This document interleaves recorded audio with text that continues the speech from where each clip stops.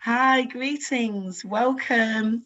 This is our Divine Cuppa. It's the first one, and it's our little spin-off as the Vibrate Higher collective team. We've come together, we've produced one workshop for the Vibrate Higher series, which is called Discovering You. And we just thought it'd be nice to have a get-together, a weekly get-together with our cuppa. Have you got your cuppas, ladies? No, I forgot mine. Dear, well, I've got a herbal tea. I've have water, that's fine. But we just thought it'd be nice to have a chat so that the audience could get to know us a bit better and maybe ask us any questions about things that we're sharing. So one of the things that we decided to do was to go through the slides that was presented in workshop 1. We're not going to do that all today because this is just going to be like, how do you call it, like a snippet of our Divine Cuppa. But you wanted me to kind of like flesh out some of the points that I raised in my workshop. So my workshop was Take Your Power Back, how to step into your divine sovereignty. So I'm going to put my slides up, and Deniz and Layla, you can basically ask me anything, as they say. Let me put this up. Risky. Yeah, risky. But how are you both, though? Just so that the audience can kind of catch up with where, you know, how things have been for you after the event. Have you both been okay? I've been great, thank you. I've been great. I think I shared with you, I've been fasting this week and actually feel a lot better for it, a lot lighter, a bit more clarity. You know, not so grumpy. So my daughter actually said to me yesterday, she said, in the last few days, you seem different. You feel different. You seem a lot happier. I was like, oh, wow. I didn't was it that bad before? so it's obviously made a difference. Oh, that's brilliant. Well, you know, my slide started here really, where I was talking about it only takes one spark. I'm just trying to move that. I still want our face to be shown though. But I said it only takes one spark, and I was talking about core values and principles. So I think it would just be interesting just to give the audience just a little bit of comprehension of why we have got involved in this type of work. You know, what is it about your core principles and values that have led you to you know, do the type of research that you've been doing, and you know, helped you to get involved in the Vibrate Higher series? What is it that, you know? Can I go first? I feel like this for me personally, you know, when things kind of don't feel right, and then you kind of go, well, this can't be right. There must be some sort of something there, like that you need to know. And for me, the feeling of entrapment was strong. It takes me out of my power. If I'm powerless, then that's like the opposite of who I am. So I really needed to learn to be able to really empower myself and go, you know what, that's not right. You know, when fundamentally you know it's not right, but to actually see it and learn more about what, because for me ultimately, and it's something I've always done, is when I've been coaching people or just in general in life, choice, freedom to do, like even with my kids, I always give them choice. Nobody has, everyone, I want somebody to do something because they want to do it, not because they have to do it. They, you know, so if they feel like they have to be my friend or they have to do whatever, do you know what I mean? It's like, best you don't do it, then feel like you have to do it. So for me, that's been always like, I can't even give you any examples and I feel like I'm just kind of like rabbiting on, but yeah, that is ultimately, so the whole coercion of certain things just doesn't sit right. I feel like we've all got, we all make choices, good or bad, but we still need to make them, right? That's how we learn. And when the choice is taken away, supposedly for the greater good, that didn't sit right with me. So that for me was just like, great. great number one. Thank you, Deniz. I've just realised I didn't introduce you both. I don't know if it's because I'm suffering from hay fever and my head's still fuzzy, but yeah, so that was Deniz. So hopefully everyone who's tuning into this has actually watched Workshop 1. If not, we will post the link to Workshop 1. So, you know, just to set the scene, Deniz is an emotional fitness coach, and she gave us a fantastic talk in Workshop 1 about how it's the soul journey. And Deniz is also the co-founder of this Vibrate Higher Discovering You series. So apologies, ladies, my head is still fuzzy. And we have the lovely lady, I can't speak, lovely Layla, who's our community coordinator. So Layla, I've introduced you, so let's hear your thoughts. Well, I am a lady, so that was accurate, so thank you. I think, you know, much the same as Deniz, you know, that knowing, I guess my story is after the breakdown of a relationship, quite a dramatic one, it sort of got to that point where I was down on my knees praying to, at the time it was Allah, you know, God, that I was sort of reaching out to, just like in utter despair, like, you know, there's got to be more than this, you know, sort of this can't be it. It's just like living, working, you know, just going through the motions, getting through the day to get through the day. And it was at that point where a whole new reality, you know, sort of opened up to me. And I think it's when you start to get those inklings that things aren't right and start looking into it, and you go on those, you know, discoveries, journeys down the rabbit hole, which can go in various different directions. It's sort of an overwhelm of information. I think I found at that time you go through so many different awakenings, you know, it's not just one, it's on multiple levels. And for the most part, I went through that on my own, even though you sort of connect with people here and there, or, you know, have conversations. It wasn't anyone in my immediate vicinity or support network that was there to, as a constant kind of thing. So for me, it's very much, you know, if it could be there as support, someone to talk to for someone, then hopefully it makes a difference. Thank you, Layla. Well, I mean, for myself, just thinking about the core values and principles, you know, my family are very important to me. So anybody who's viewing this, you see my partner in the shot, but he's looking after our son. And, you know, it's about love, it's about care, it's about working together, being honest, being truthful. So for me, I agree with Deniz. When I was 18, I was told information, and I did start doing research when I was in my teenage years, but then I dropped off that research.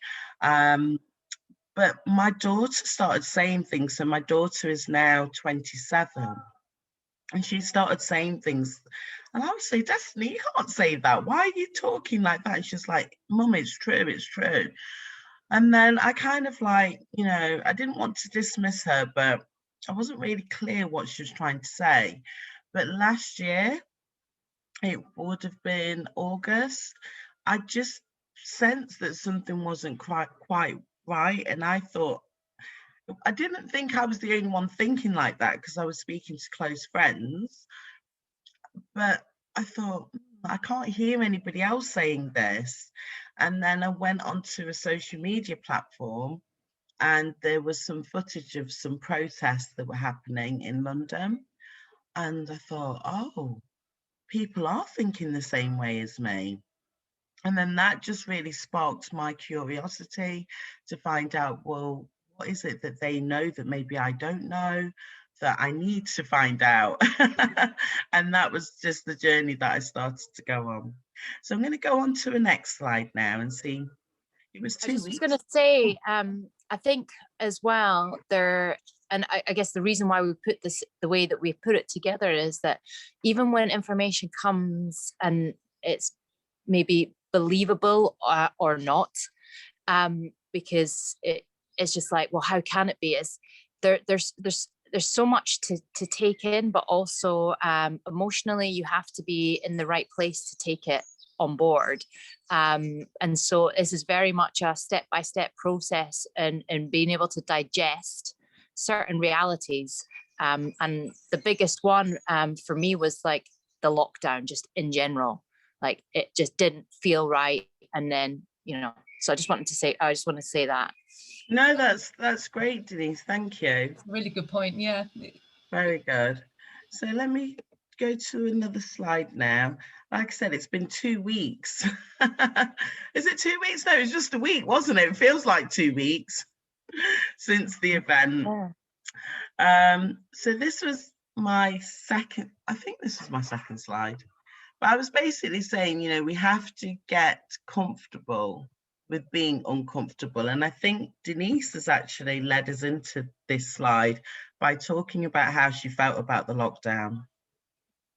So just, I mean, you were on the call, you heard what I said. Do you have any questions about the points that I was raising? And I know that Layla's been doing a lot of research, so she has information herself that could help us on these points. So I'm going to ask Deniz, because I think Deniz, at the end of the session, you said, oh, wow, there was a lot of things that you said there that I wasn't actually aware of myself. So I'm not going to repeat it here on this call.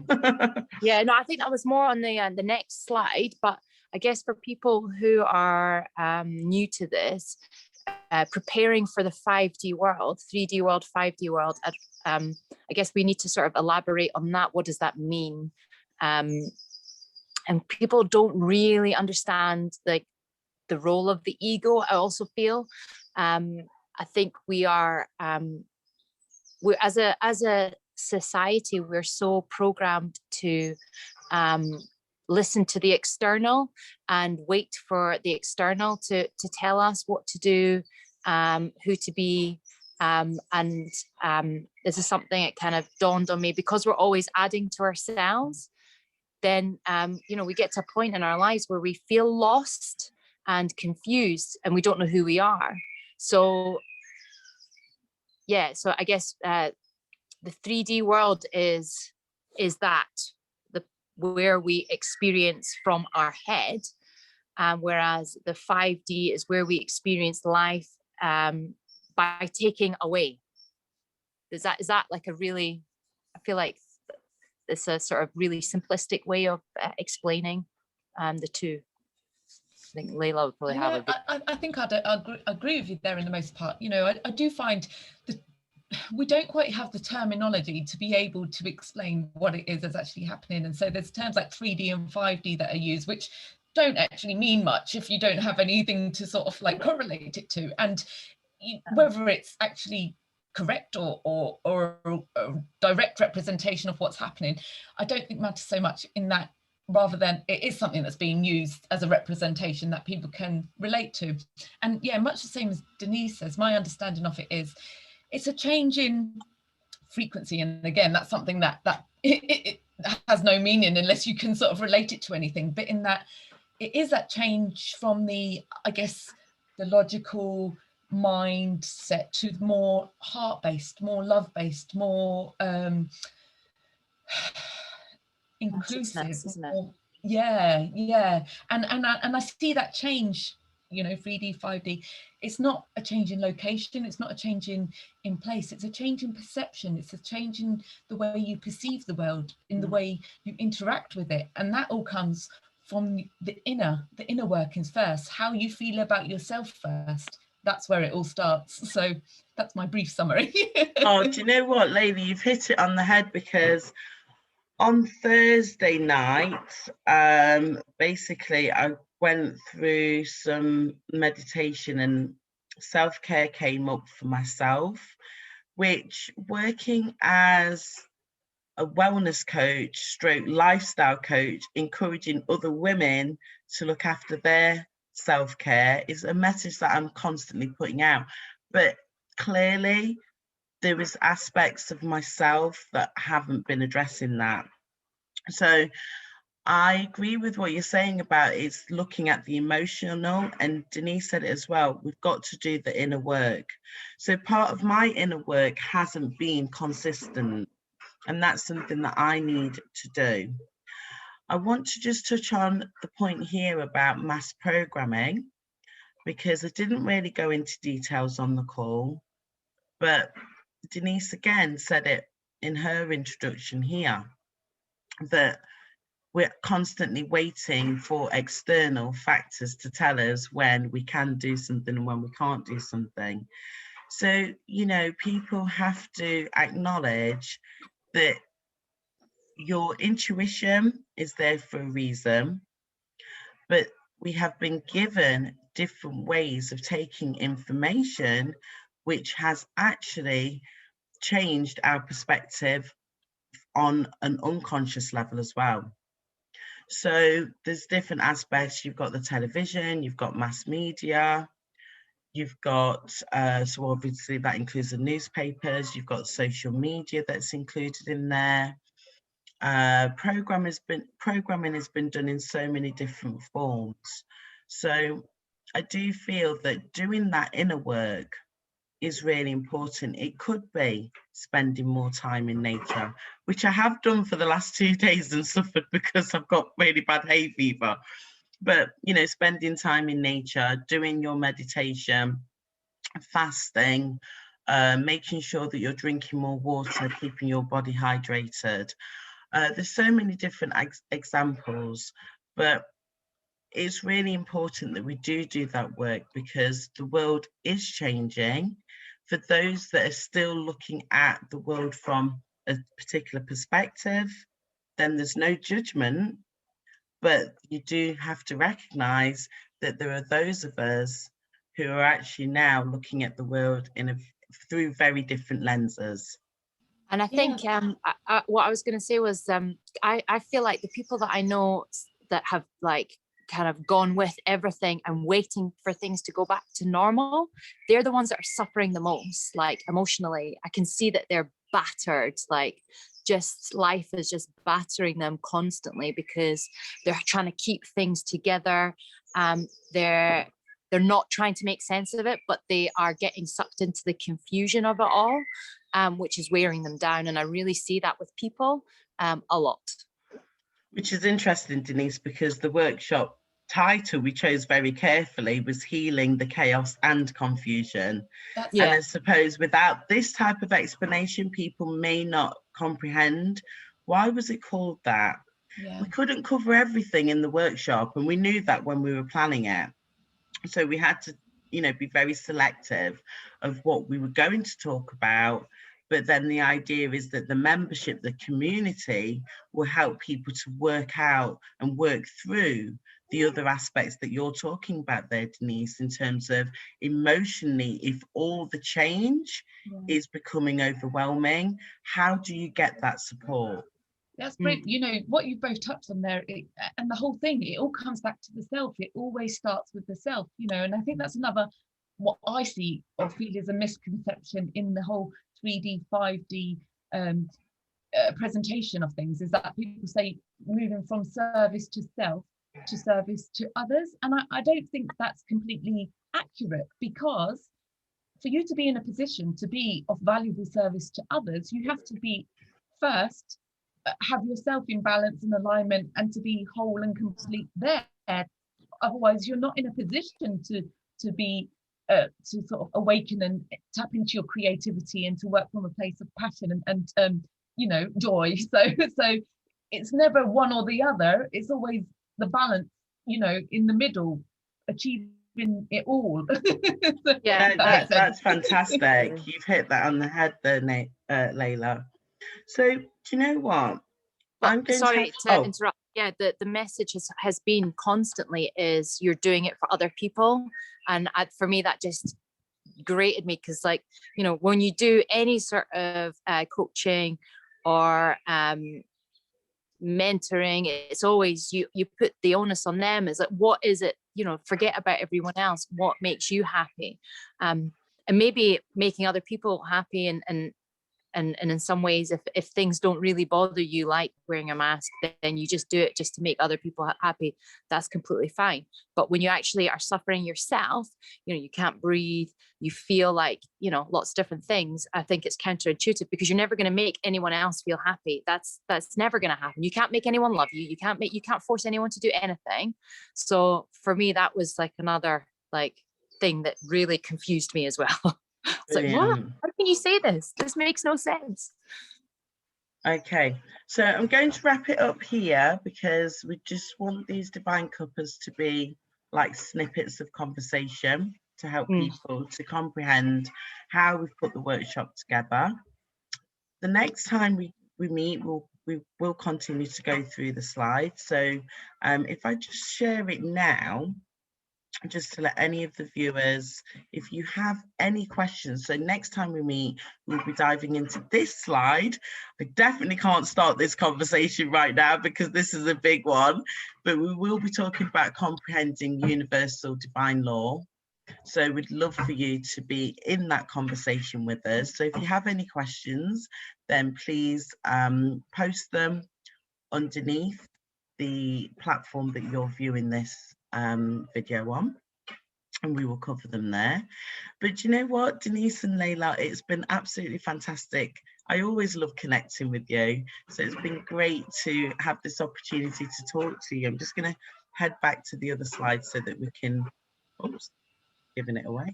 It's always a pleasure, ladies. Much love to everyone, and I look forward to catching up again soon. Thank you. Thank you. All right, take care. Bye. Bye-bye.